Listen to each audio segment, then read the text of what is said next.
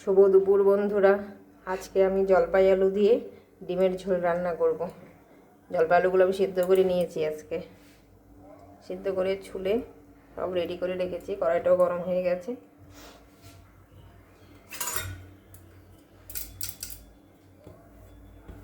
জলপাই আলু দিয়ে ডিমের ঝোল দেখি আমি করি নিয়ে আগে।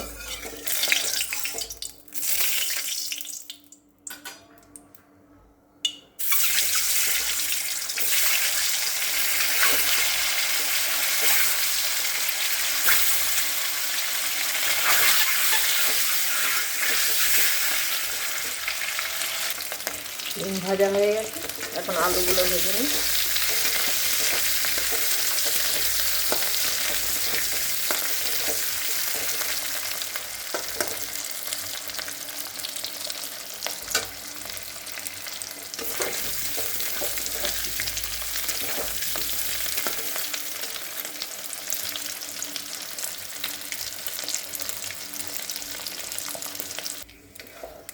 আলুগুলো উঠিয়ে নিয়েছি, ভাজা হয়ে গেছে। গরম তেলের মধ্যে আমি এখন ফোড়ন দিয়ে দেব। গোটা গরম মশলা, তেজপাতা, গোটা জিরে,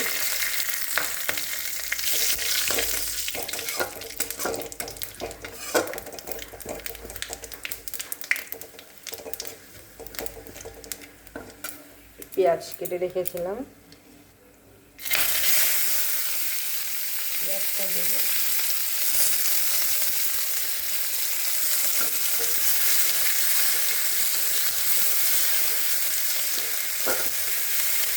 পেঁয়াজটা একটু নরম হয়ে আছে।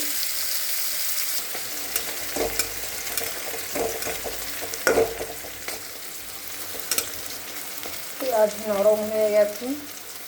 ডিমের ঝোলের মশলা, পেঁয়াজ, টমেটো আর 2-3 কোয়া রসুন। রসুন বেশি দেবো না, 2-3 কোয়া দিলাম।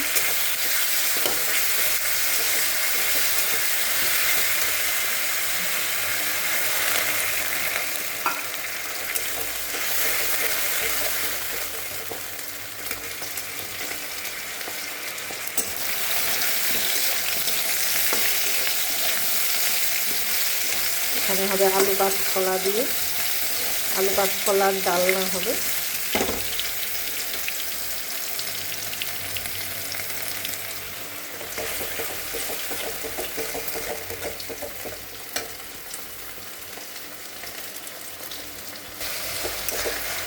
পেঁয়াজ রসুনের হালকা কাঁচা গন্ধটা চলে গেছে। এখন এই মশলাটা সবাই যেন আদা, জিরে, লঙ্কা বাটা, তার সঙ্গে অল্প 1 চামচের মতো ধনে গুঁড়ো দিয়ে দিয়েছে। এখন মশলাটা ভাজার পালা।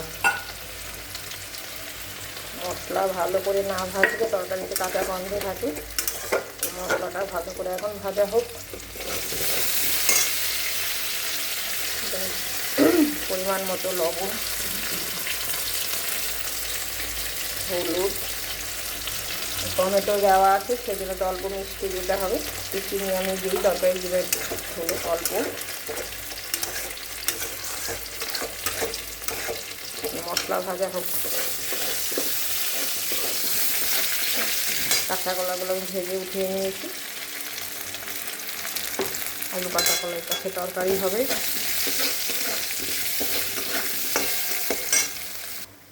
মশলা ভাজা হয়ে গেছে, আমি ডিমগুলো দিয়ে দেবো।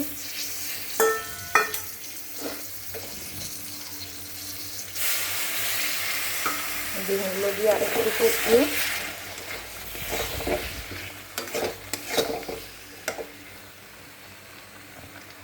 গরম মশলার গুঁড়ো,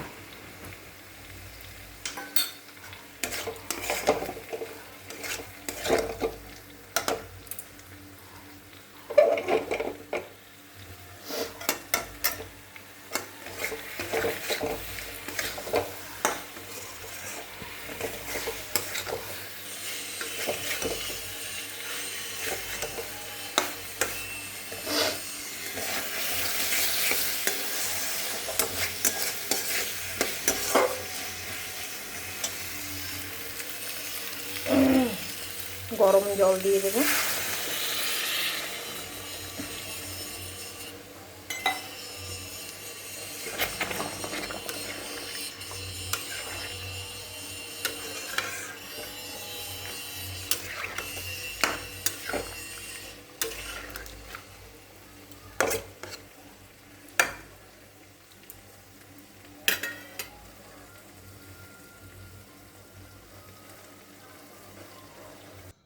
এই যে আমি নামিয়ে নিয়েছি ডিম জলপাই আলু দিয়ে ডিমের ঝোল। এখানে কাঁচা কলাটাও আমার হয়ে গেছে, কাঁচা কলা আলু দিয়ে ঝোল করেছি, পেঁয়াজকুলি ভাজা আছে, একটু আলুর দম। আর এখন আমি শাক ভাজবো, শাকটা পুরোটা বাছা হয়নি সেজন্য আমি আর ভিডিওটা টানলাম না, ডাল বসিয়েছি দিকে। তো আমি আজকে এখানেই শেষ করছি। আমার ভিডিওগুলো আপনাদের কেমন লাগে ফেসবুক পেজ থেকে দেখলে আমার চ্যানেলটাকে ফলো করে রাখবেন, আর ইউটিউব চ্যানেল থেকে দেখলে সাবস্ক্রাইব করে আমার পাশে থাকবেন। আপনারা সকলেই ভালো থাকবেন, সুস্থ থাকবেন।